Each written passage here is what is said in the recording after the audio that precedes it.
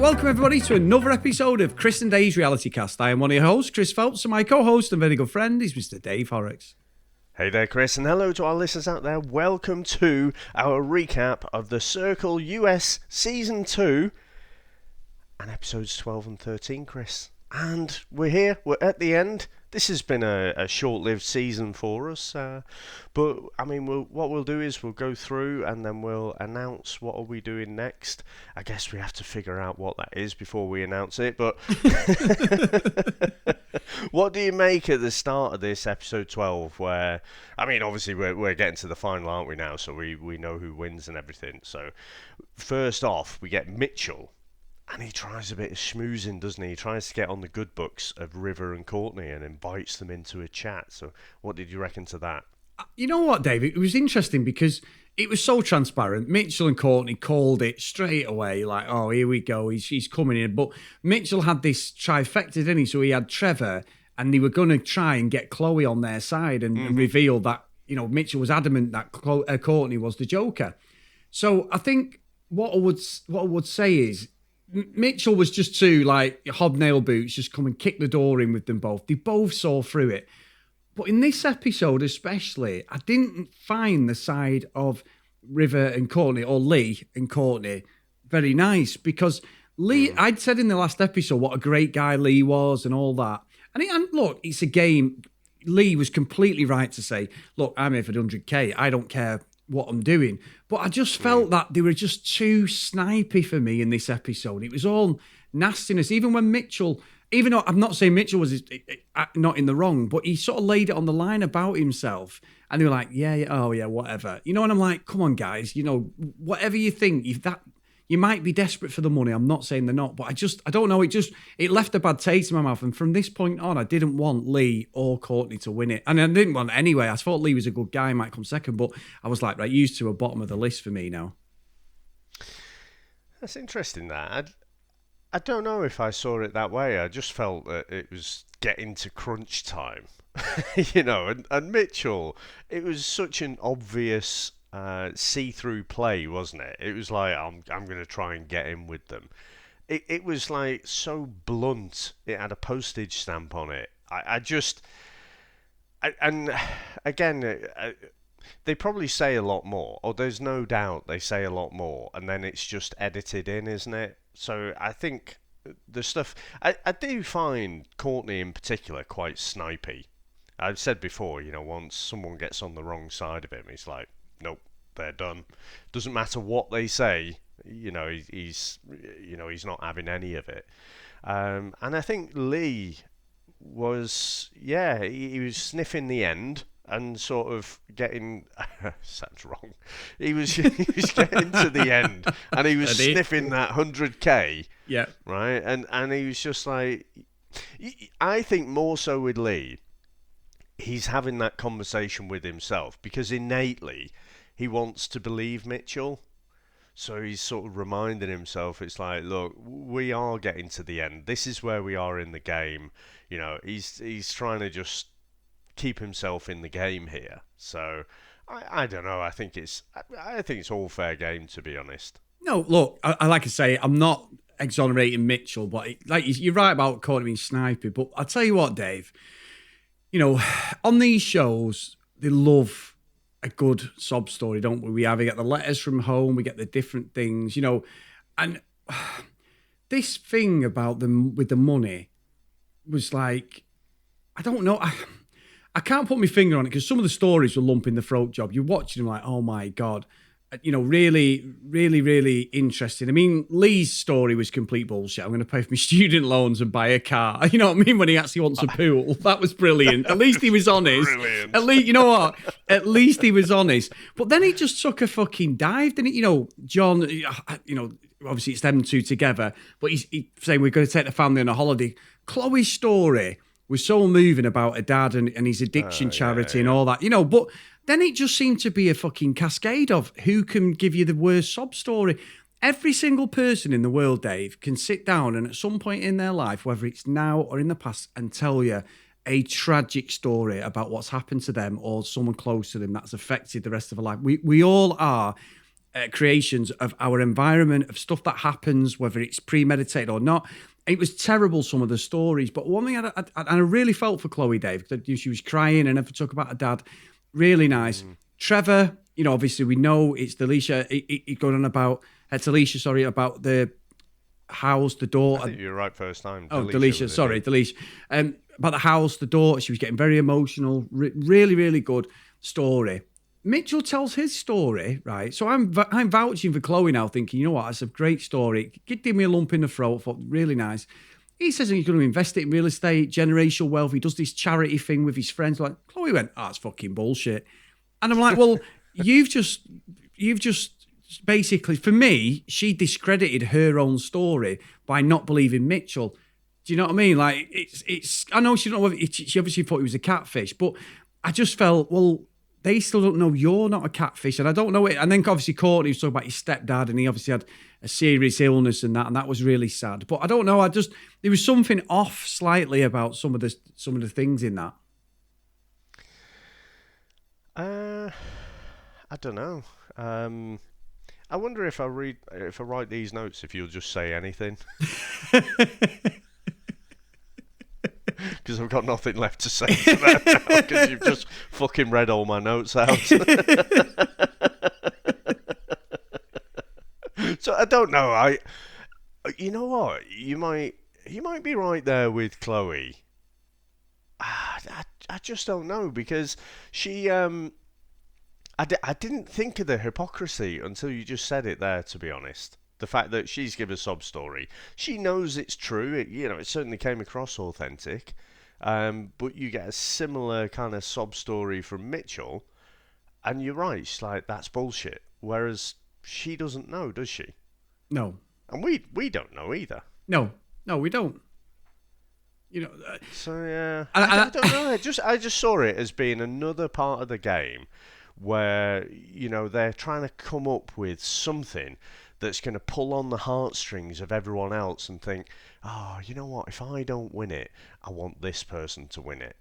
So for me, it's all just part of the game playing. I'm getting the sense that you're not really loving this final and some of the players that are in it. But for me, it's just still a game. All right, there's $100,000 down on the table to win this game, so the stakes are a bit higher than an average game. But for me, I quite like the fact that, it was another way just to try and curry favour with, the other players. It could be. Look, Dave, I always say it. X Factor, Britain's Got Talent, all that, America's Got Talent. You raise exactly. I got a puncher on the way here, and I nearly didn't make the call. Or the fucking squirrel died right in front of me in the garden. It was eating too many nuts. Oh my god! And we get the dramatic music and all that. And some of the stories are really sad, beautiful stories. But it's just. And like I say, it might be fatigue. It might just be me being off. I did think with the Chloe thing, and honestly, I didn't steal your notes from that. I was coming in hot on that day because when she said it, when I watched it, I did think that. I thought, wow, that's a bit of a contradiction considering we're supposed to believe your story, which I did believe. I completely was all in, like, oh, you know what? Chloe's got a great chance. And I started swaying then thinking, maybe I was right. I'd said I'd warmed up to her a little bit, thinking maybe she does deserve to win. And that just marred it for me, I think. Yeah. I tell you what, I thought one of the great plays, Chris, was, this whole trifecta that Delicia's put together, as Trevor. And Mitchell's completely bought in, isn't he? Because every second sentence he mentions the trifecta. He's such a fucking dude, bro, isn't he? And, he's like, me and Trevor, we've got the trifecta. And he just can't stop repeating it. He's just like, look, we fucking get it. And editors, we get it. But... they invite... So Mitchell and Trevor are talking, and they invite Chloe into their chat. And then basically they drop the bombshells. They're basically throwing River and Courtney under the bus to try and steal away Chloe, and make her think that Mitchell and Trevor are the ones to trust. And obviously, Chloe has a bit of a thing for Trevor, and that'll play out a little bit later on. But they dropped the bombshell that Courtney is the Joker, and all they want to do is to protect Chloe. So what did you make of that whole scene and how that all unfolded?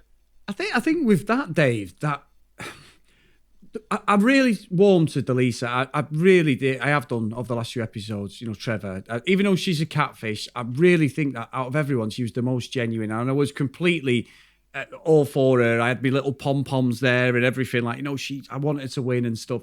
I think it worked. And Chloe had a bit of a Kaiser Soze moment. She was sort of like, that'd make sense, that thing. But it felt too little too late, because there was such a relationship between River, Lee, and Courtney and Chloe, and they were together. And yeah, it was them protecting their own interests to keep themselves in the game. But I don't think the Chloe, to be fair, Dave, and I've called her out a few times, I don't think Chloe completely was playing the game like they were. She was just being herself and going along with it.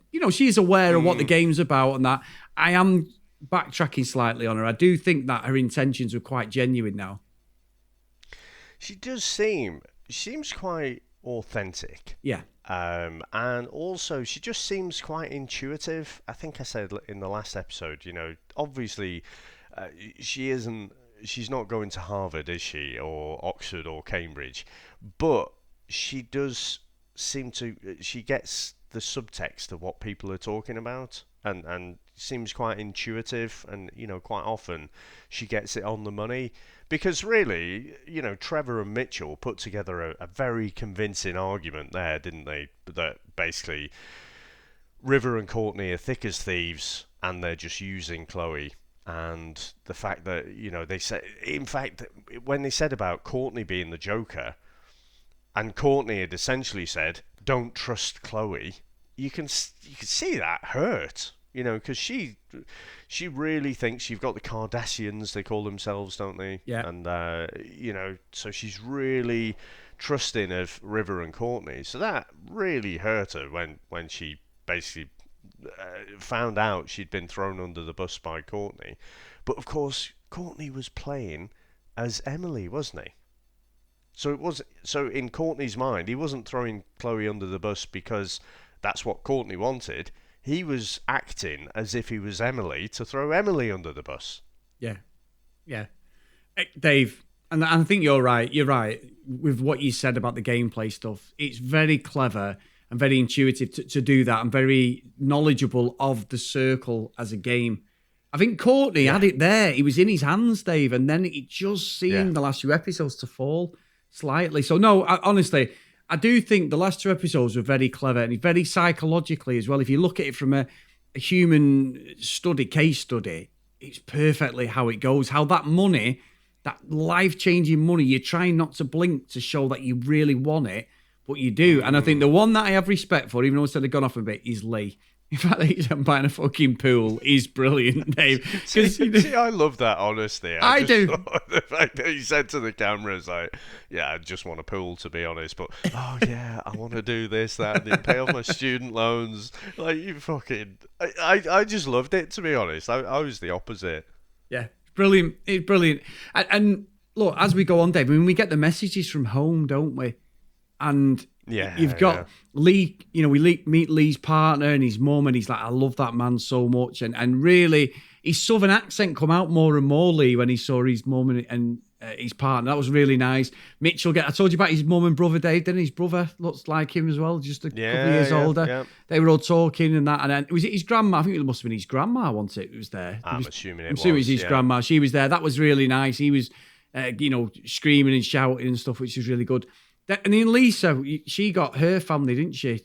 Like supporting her. But I didn't believe that John, that character John was going to win it. I didn't. I really didn't think so. Oh, it's a bit dull, really, weren't they? I think that whole thing was a little bit of a non-event. I don't know. I can't think of anything entertaining that the collective John actually did. No, I mean, did you think of anything of the other messages, Dave? Did anything else stand out for you? I must admit, I was a bit of a blubbering mess myself when Delisha got her message from the real Trevor and the daughter. Oh my God, that was like, I think at that moment I'm like, because I thought she'd roll the dice, with the whole trifecta thing. I thought it was a brilliant gamble, but I didn't think it had come off because Chloe had kind of seen through it, and I'm like, yeah, Delisha, you've fucked that up a little bit now.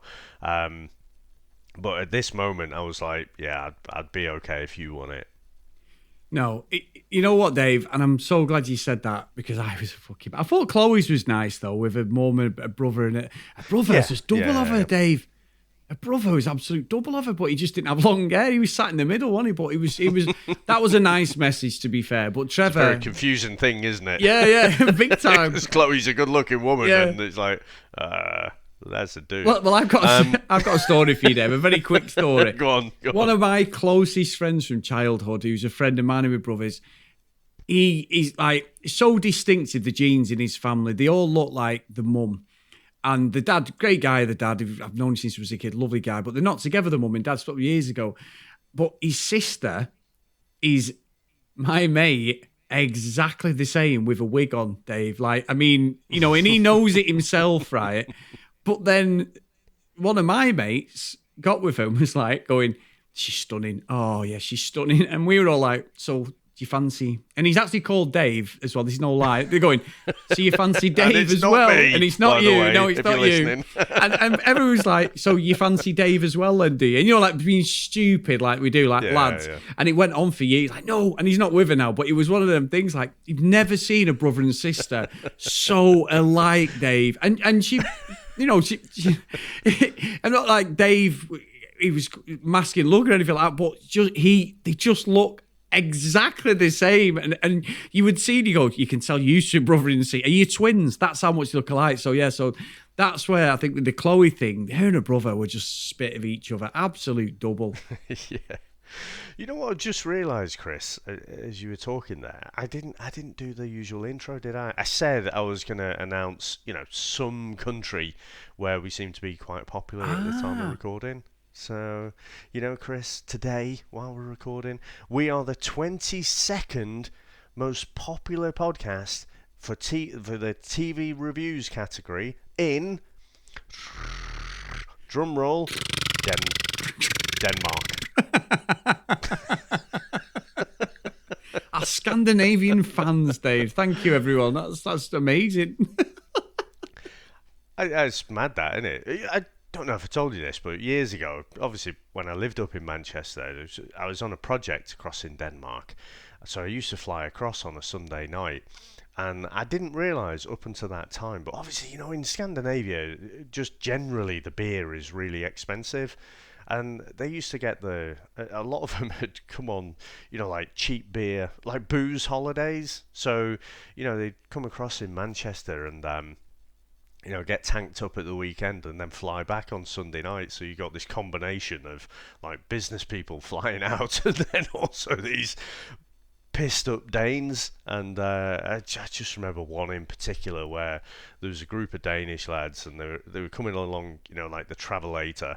This is in the middle of Manchester Airport, and then obviously the person at the front didn't manage to realise that the floor was coming, the solid floor, and so he went over, and then about 8 of them just ended up on this heap at the end of the Travelator. So, yeah. Oh, Brilliant. What were you going to say? Brilliant. No, I'm imagining, I saw a video a few months ago of an old lady shopping, and she was on one of them Travelators, and she ended up just falling and getting stuck at the end. But this other old bloke come, who was about 80, and he ended up on top of her, and they were just sat there as the thing was just moving, the Travelator. It's ridiculous. So yeah, I probably didn't paint our Danish listeners in the best light there, but thank you so much for listening, and yeah, it just took me back a few years there. Now, Dave, I think if you were ever going to win this show, when the super secret influencer opportunity came, and you know, obviously by the end of it, and we'll talk about how everyone voted and that, but River, aka Lee, won, and I also think he lost the game at the same time. Oh, right, okay. I have a theory. Go on. So I'm intrigued. You've intrigued me. Are you doing the hand or it's not included? I am. I literally did the snake hand then. And we haven't got our cameras on today, but if you were doing the hand, then it's acceptable to say that.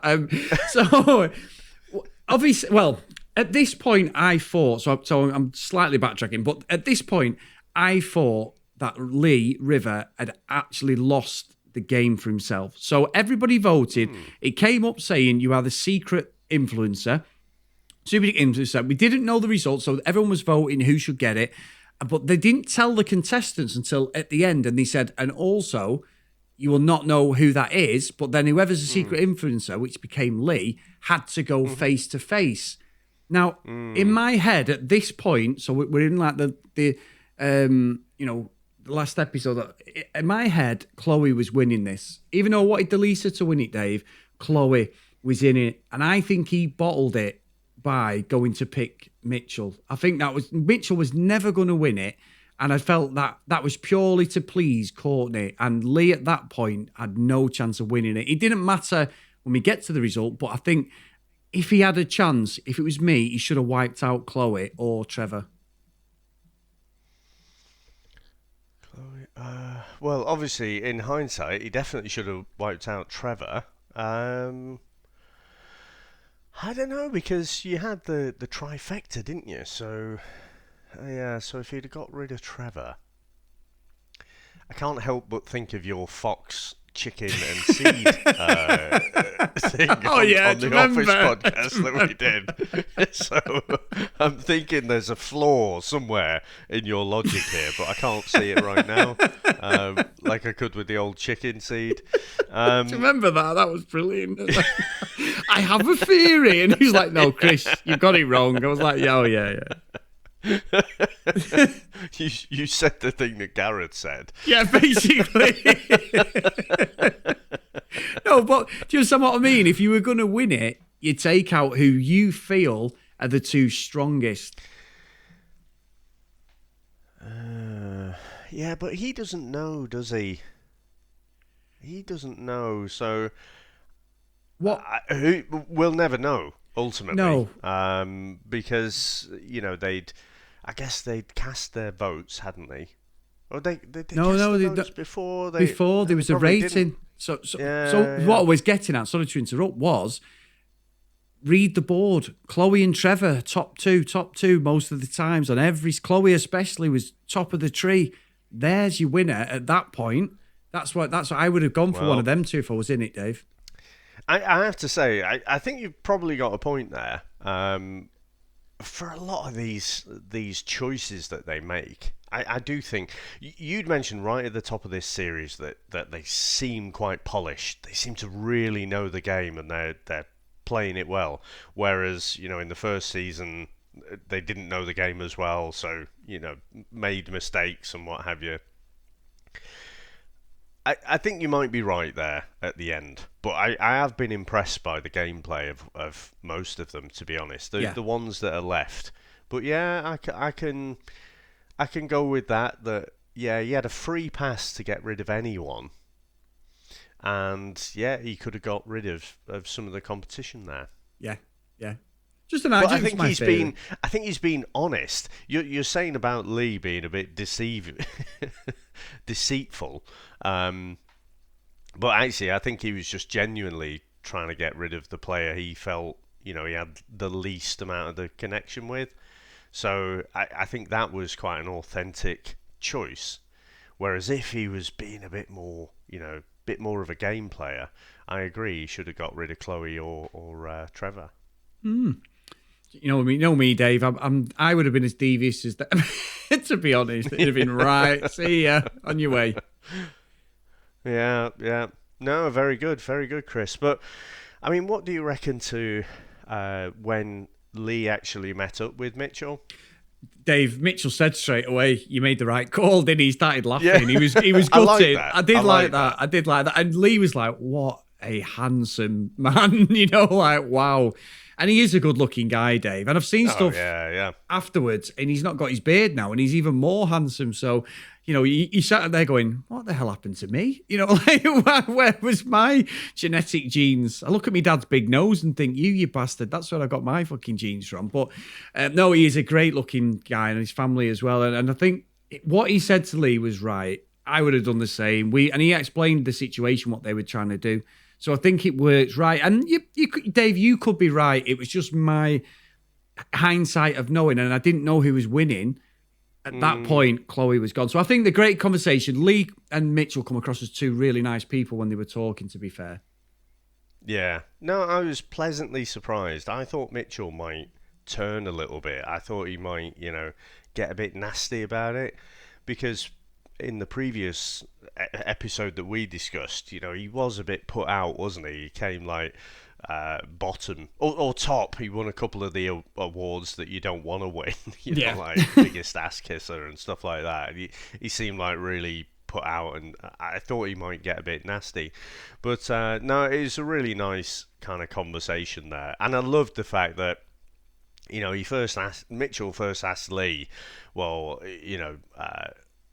do you think you made the right call, kind of thing? And when he said, you absolutely made the right call because I was trying to screw you over, kind of thing, I just loved the fact that, because he's not going to rescue it back there, is he? And I love the fact he was honest about it. So, yeah, that was kind of a heartwarming thing about this series, Chris. I just think I've enjoyed going through this because it's a game and everyone knows it's a game, and even though everyone's being deceitful, they're still all playing the game. Yeah. None of this like, oh, I'm really here for the right reasons. Oh, but you're not here for the right reasons. It's like, fuck off. You're all here for Instagram followers. End of story. These guys are here for the 100k, and they might be who they say they are. They might be playing as someone else. All of them are after the 100k. It's true. And so I just love the fact that we as the viewers can just take it on face value then. Not like The Bachelor, where it's like, what's real here? Yeah, and that's a great point. I think that's a great point. And Dave as well, I must admit, as the episode goes on, I was excited for the round table. I really was. Yeah. Chloe, she looks stunning, Dave. She, they do the old slow-mo model walking down the corridor. She goes in the room. They've got the table set up. She sits. It's like, oh my God, here we go. And then next one is Trevor. Delisa comes in, and honestly, Dave, Chloe didn't know where the hell to look. She was really good. You could see that she died a little bit inside there, didn't she? Yes. She'd got herself worked up to think like, I've got this single dad who seems great and everything. I've got this connection with him. She forgets, doesn't she? I mean, she's only young, isn't she? But she'd forgotten that, like, initially she was doing a bit of flirting with Trevor. Soon ditched that when Mitchell came along. And so it was only when she got friend zoned by Mitchell, she was then, like, getting back in with Trevor. But at that point, I think she was wanting to be swept off her feet by this guy who's, this Trevor. And, she definitely got dolled up. I mean, she absolutely would look good on the catwalk and stuff, wouldn't she? She's a stunning girl. It's just when she opens her mouth that, she gives off a different persona. But I kind of like that as well, because she just seems down to earth, grounded, and I just couldn't help but think she's got that tight dress on. But she said in like episode 1, when she's looking to pull, she gets the puppies out. So they were definitely out.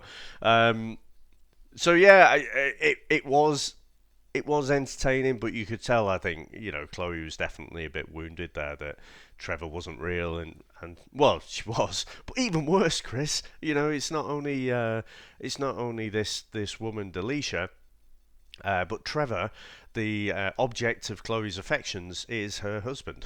Yeah. So it's like a double whammy, really, isn't it? Yeah, it is. And Dave, but again, Delisa, great game playing. Got to the final. Nobody had questioned really with her. One thing, I think early on, someone did say something about Trevor's speaking like she's a girl, but that was just passed off Yeah. then as a quick Yeah, question. And then we get Courtney come in, Dave. He's proper excited to meet everyone, and he comes in all jolly and that, which is quite good. But I think Lee was the one, Dave, River.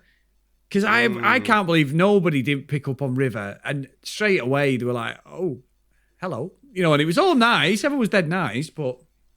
You know what? For this whole dinner, I just couldn't stop smiling, to be honest. It was just so much fun to see them all. And there was no one, I know you said in previous seasons, you know, some people might have been a bit annoyed. Don't think that's a spoiler, but, you know, they get to the end and then it is a bit, you know, people will get a bit put out. Whereas this, everyone was just having a load of fun, and you had a couple of people there who they said they were. You have, you know, some catfish in there as well, but no one's like pissed off about it. Everyone's just having a good time, and I just found this so kind of heartwarming, to be honest. And even the bit, you know, Chloe calls out Courtney, you know, that she said about her being, you know, not to be trusted. And then Courtney says, you know, but I was playing as Emily. So that was it. It was put to bed straight away. And, you know, I think they got a bit of a shock when John came in, didn't they? Oh, God, Dave, I tell you. And then it all unravels then, doesn't it? That, you know, previous contestants and stuff. I just felt the whole thing was brilliant. And you're right, the way Courtney phrased that about Emily, that's the game, Dave. No matter what I thought about him being, you said about being sniping at, I totally agree. It's a great feeling when they're all together. There was no nastiness. Like I say, the first couple of series, and even there was some things happened that in other seasons, but I won't tell you which country they're in, Dave, just in case. But there has been kickoffs. So, yeah, this was all nice and sweet, and everyone seemed to get on. They did, to be fair. They all seemed like a really good bunch, and they enjoyed it for what it was. And look, I'm the first one to call bullshit on things, and I know you will, but I just felt it ended really nice as we go into that, you know, final who's going to win scene and everything. I thought it was really good. Yeah. No, it was really, really good. I enjoyed that, and like I say, just really heartwarming and nice to see. It is a bit of a surprise, isn't it? You know, John, when you look at his cover story, and he says, you know, he's been married for 30 years, but he's from Texas. That doesn't really add up, does it? You know, I imagine. I was actually thinking, because Lee was saying he was going in as this persona of River, but actually what he ended up doing, he was being his younger self, you know, his younger gay self, you know, growing up in Texas, which I can imagine must have been a bit tricky, Chris. I can't imagine that was an easy thing for him to go through. But, you know, John couldn't have been married 30 years ago, could he? No. Certainly not in Texas. No, not at all, Dave. Not at all. So, but no one picked up on it at all. Everyone seemed to give John a bit of a free pass. I didn't quite understand why that was. Whether the cover story was just too good, but no one really seemed to scratch too much away at that backstory. But yeah, just something snagging me about that, about why that is, but I can get past it. Now, what do you reckon about the final ratings, Chris? I think I was happy with him, Dave. I was happy with him. I was. I really wanted Delisa to win, even though she's a catfish. I thought intentions are good. And also, Dave, you know, there's a video that we both watched recently, but in the circle, she found out she was pregnant and couldn't share that with her husband, which I found, I mean, never saw any, no mention of it on the screen for obvious reasons, because she can't say, oh, I'm pregnant, and he didn't know. But when this was on, I think she's about 5 or 6 months pregnant now. So that's great news for her. Yeah, so it was on the reunion as well. Obviously, she was on Zoom and, you know, stood up, showed the belly and everything. So yeah, I mean, so from back to front, I guess we had 5th place John, we had 4th place River. I thought he might finish higher. 3rd place you had Courtney, and then 2nd place you had Chloe, and of course 1st place you had Delisha playing Terry, playing Trevor, and Yeah, I must admit, when it got down to the last two, I thought Chloe was in with a good shout. Yeah. But, especially that whole emotional scene when, Delisha got the video message from Trevor and her daughter. I just thought, yeah, I'm happy with that. But I'd have been happy with Chloe winning it as well, to be honest. Yeah, honestly, Dave, I was with you. I actually thought Chloe had it in the bag, and I was so shocked that Delisa won it. But she was my pick, so I was proper like happy for her. And I think genuinely, Dave, Chloe was as well. She was dead happy for her. There was no, when you can see sometimes that falseness of the false, like, oh, you've won, way, Yeah. but really she hadn't. No, I thought, I wanted that pool. yeah. Well done, yeah. But no, like the award ceremony. What was his name? Clark Griswold. That was his idea, wasn't it? Didn't he need the Christmas bonus Yes. for a pool? Yeah, he did. Yeah, he was actually. We've reviewed that one, Dave. You're right, but also I think as well the best ever version I have seen of that is definitely Joey on Friends when he doesn't win the fucking award ceremony, the daytime TV awards, and he's like, "For fuck's sake!" and he goes off as he's about to swear, and everyone else does that clapping, going, "Oh yeah, well done, no, bravo, yeah, you deserve to win it." When really they're like, "You bastards." You know how self-centered most actors and actresses are, Dave. Yeah, it pretty much is. But no, it was a great ending, and it all sort of cascaded down. And I'll be honest with you, I know you've never watched this. I mean, did you find this as a season? I know I've tried to drag you in a few times, but what did you think of it overall? Honestly, I really, really enjoyed it. It just felt like a fun game. And even though, I tried the first episode, I like the Netflix format, if I'm honest. I like the fact that it's only a few episodes. I mean, I have to say, Chris, apologies, because last episode I said, no, it's just one episode. But, there is this reunion one as well. So you were right, there was 2 episodes. But I just found the whole thing just so much fun. And I not really given it enough of a chance last time, but once you get into the game and into the heads of the people and seeing how they're playing it and how they're responding, quite a lot of them I was impressed with. They're put in a difficult position, with a particular message to them, and then they manage to come back with something that's a great response. No, so I just loved it, to be honest, and it feels like a breath of fresh air. To be honest, some of the problematic things that we've looked at recently, this was just on face value. It was representative of different people across society, and so yeah, I really enjoyed it, Chris, and I'm really glad we've gone back to do this one. No, honestly, I'm pleased as well that I sucked you in on this, Dave. So really, really good. Now, Dave, we've gone for nearly 40 minutes. Are you going to announce what me and you will be doing when we review our next series? So, I guess the first thing is we're struggling a little bit with what our next series is going to be, aren't we? Yeah. Because we've got the Bachelorette starting, so Katie's season, that'll be starting on the 7th of June. And I think what we'll do is we're definitely going to start that. So next week, we're going to go through all of the different blokes. There's 30 blokes coming in, and we'll go through, look at a bit of their backstory and see what we think of the different people. That will be next week's episode. So, and then we'll start off with Katie's season.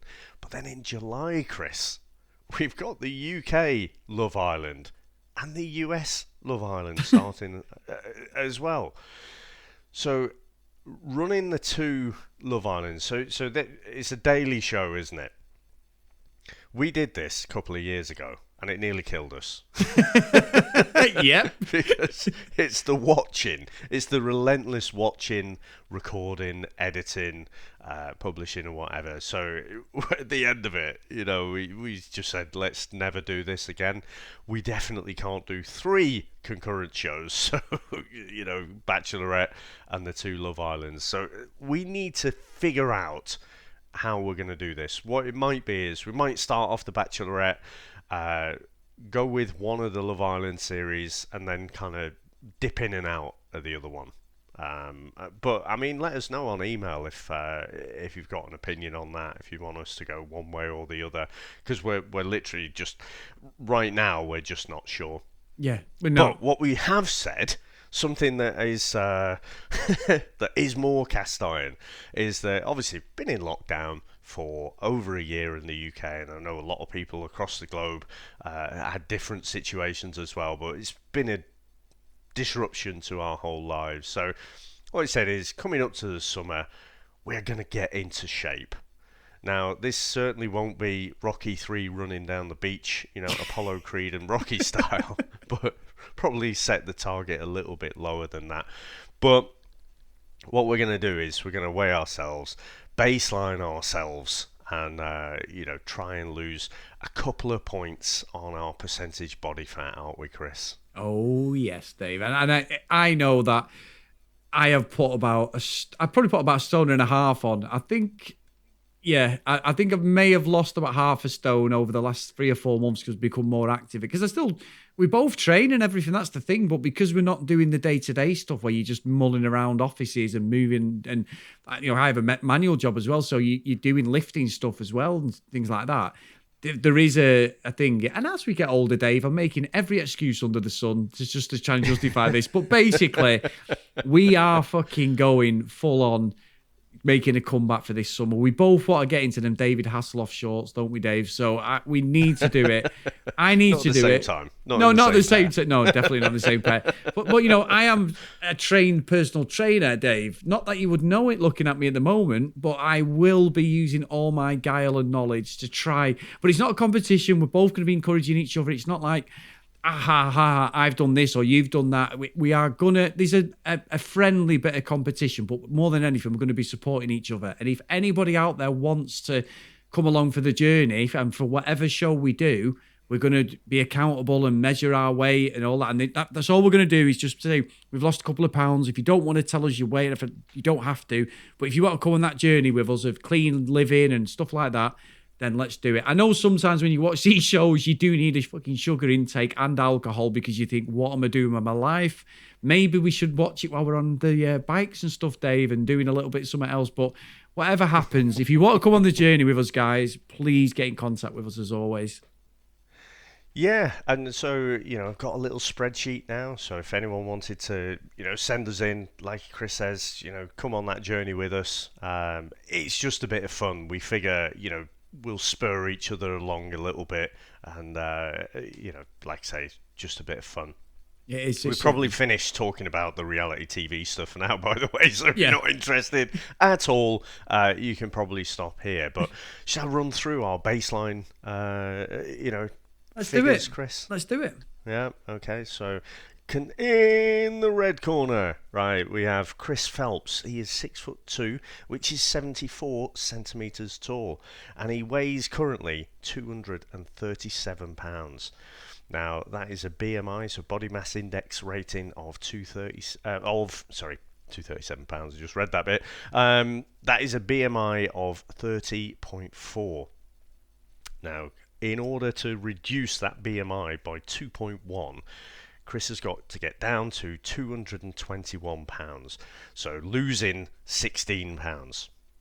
And we're going to do this over. Actually, it's going to track almost to the Bachelorette. So Bachelorette episode 13 will come out beginning of September. So that's when we'll finish. How are you feeling, Chris? Are you feeling confident? I am, Dave, and being Mr. Let's Dive In with 2 feet, I am losing more than that, my friend. More. I want to get down to about... You of course can do that. Yeah, I want to get down to about 200 and... So I'm 237, so I want to lose another 28 pounds. So 2 stone in UK, but 28 pounds. So we're going down to 210 pounds is my target, Dave. Don't forget, we're trying to do this in a healthy, sustainable way as well. So, I'm not...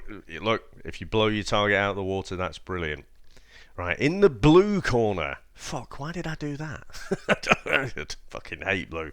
Well, actually, I don't. I love blue, but obviously my football team is red. The real red, Chris. Right, so height for Mr. Horrocks is 5'8". That is 68 centimetres, and he is currently 193 pounds. And that is a BMI of 29.3, so a little bit, a little bit trimmer than contestant number 1, I have to say. His target weight is 179 pounds, so that'll bring his BMI down to 27.2. And he has to lose slightly less, so he has to lose 14 pounds, Chris. Now, I don't plan on blowing my target out the water, quite honestly. I'll be quite happy with that 14, but let's see how we start tracking. So we're gonna do this week by week, and if you start kicking my ass, I might change my mind about that one. Right, big thanks for that, Dave. Amazing. And thank you. If you're listening, you want to do it, get in contact with us, guys. If you want to contact us for this or anything else to do with the show, or anything you think, what you want us to do in the future, at CD Realitycast on social media. If you want to email us, the cdrealitycast@gmail.com. And also, big thanks to our patrons today, patreon.com/CD Realitycast. Lucky Lulu Green, Kent Gustafsson, and the wonderful Lauren as well, not Loza, Lauren. So thank you guys for supporting us, and we really appreciate it. So Dave, I will see you next time, my friend. Bye.